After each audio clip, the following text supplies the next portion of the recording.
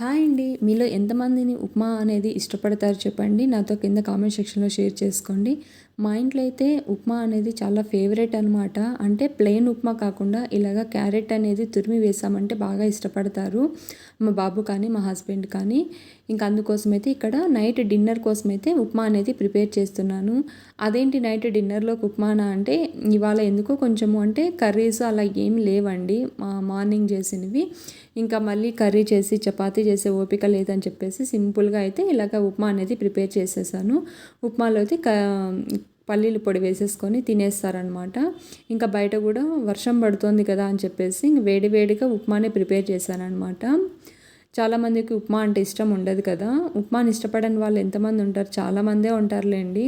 ఉప్మా అంటేనే చాలా చిరాకు అనిపిస్తూ ఉంటుంది కదా. కానీ మా ఇంట్లో అయితే బాగానే ఇష్టపడే తినేస్తారండి. నేనైతే ఇక్కడ గజరాజు అనేది యూస్ చేస్తానన్నమాట. ఉప్మా రవ్వ, చిన్న రవ్వ అయితే సుజీ రవ్వ అయితే వాడను. ఇదైతే యూస్ చేస్తానన్నమాట. ఇక్కడ గజరాజు ఉప్మా రవ్వ వేసేసి ఉప్మా అనేది ప్రిపేర్ చేసేసాను. దీంట్లోకి పల్లీల పొడి అయితే సర్వ్ చేసేసుకొని కొంచెం లైట్గా అయితే డిన్నర్ అనేది కంప్లీట్ చేసామన్నమాట.